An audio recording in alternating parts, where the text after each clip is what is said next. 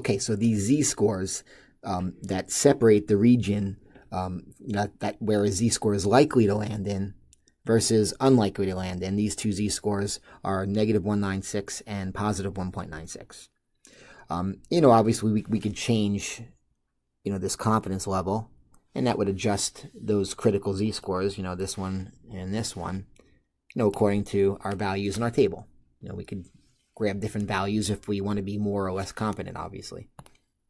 So let's go back and think about now the z-score that compares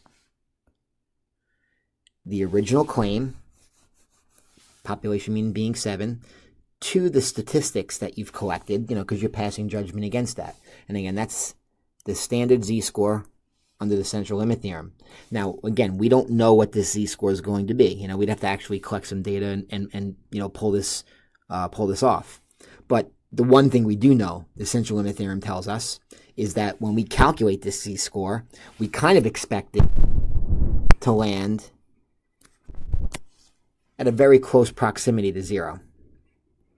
Now, obviously, can this z-score land a little far away? Like maybe over here or over there. Yeah, that could happen. But, we're starting to get a little in a region that's a little unlikely, only because, the central limit theorem tells us, again, that when you calculate a z-score where you grab data and find an average, you're probably going to land very, very close to center. All right, so we think it's going to land in here.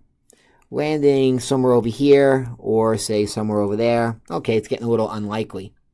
However, landing in a region that we know, according to the central limit theorem, would be virtually impossible. In other words, or very unlikely. Landing somewhere over here, in other words, getting a z-score larger than 196, or landing out here somewhere, getting a z-score smaller than negative 1.96, that is very unlikely according to the central limit theorem. Now, what if the unlikely happens? That's what we have to ask ourselves. So, if you think about it, getting a score that lands in those regions. So I guess one issue we could say is, well, maybe when I grabbed my 300 pieces of data, maybe I didn't do such a great job. Maybe there's some built-in biasness that I either could see, or maybe there's a biasness that I can't see. And maybe, when I got my average of 6.5, the average isn't really kind of correct because I didn't grab my data in a fair fashion. All right, so let's take that out of the picture for a minute. Let's make the assumption that, we designed a great experiment. We collected data that targeted the audience that we were after, and we don't have any biases that we could see. Well, then the only other logical conclusion is that if I'm landing in a region that is far from the center, in other words, my z-score lands somewhere in this region here, or somewhere in this region, in other words, greater than 196 or less than negative 196, if you go back to the z-score formula, here's the new mean, and there's the old mean, the old claim. The difference between them is so great that my z-score lands in one of these regions, which we refer to this as the critical regions. Well, if we're convinced that our data is correct, maybe, just maybe, this original mean has an issue. Maybe it's old and outdated. In other words, maybe it's not 7 anymore, and maybe we're kind of feeling good about the idea that it's 7. So again, think about this whole process. Some guy comes along and states a claim about a population parameter. Some other guy comes along, opposes that claim.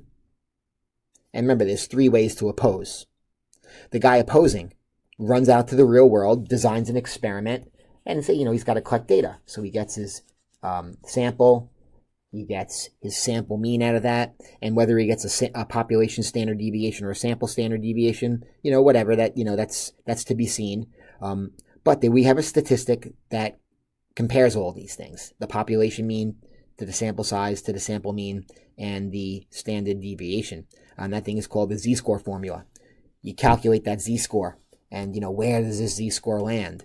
Well, we know it's probably going to land near the middle if there's no issues. A little bit further away? Yeah, possibly. But landing in a region that we know is virtually impossible, Well, when it lands out there, obviously we've got some kind of issue going on. And the only logical conclusion is that something is wrong with the original claim. And, this is the idea of hypothesis testing. You're going to read these questions. There's going to be a claim stated in the question. There's going to be an opposing claim to that. The person opposing is going to back themselves up and collect data.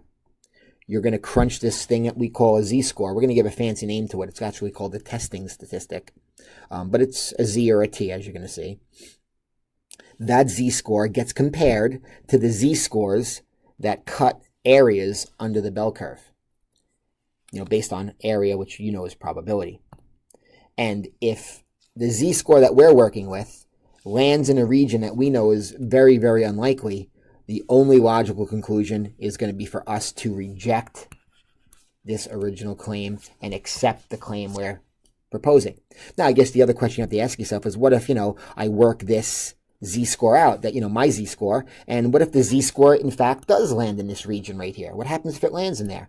Well, then, how do you fight the guy that's, given the original claim? The guy posts a claim, you grab data, and you land with incompetence. You can't agree with the guy because you didn't ask everybody. I wrote down that I grabbed 300 pieces of data, so you're not going to say, hey, that guy's right. The answer is 7. The best we can do is calculate a confidence interval and, try to make a prediction as to where we feel the mean would live. But, at the end of the day, you just can't fight the guy. So we're not going to reject the guy's claim. So as you're going to see, these hypothesis tests, the result of the hypothesis test is either going to reject the original claim because my z-score lands in that critical region, that one of those regions that is very unlikely to land in, according to the central limit theorem, or we're not going to reject the guy's claim. Because, it lands within confidence. The one thing we will never say is, hey, that guy's right. That average is 7. He's got to be correct. We don't know if that guy's correct because we didn't ask everybody. Again, we only asked a sample of, whatever number of people. All right, so this is the whole idea of hypothesis testing. When you're doing your reading, pay close attention to the examples in the textbook.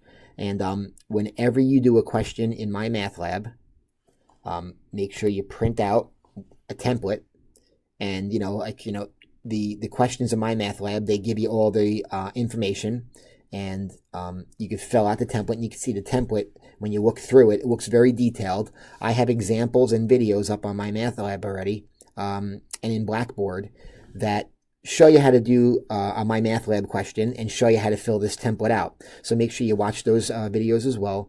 And if you have any questions, shoot me an email. I'll be glad to help you out. Thanks for watching.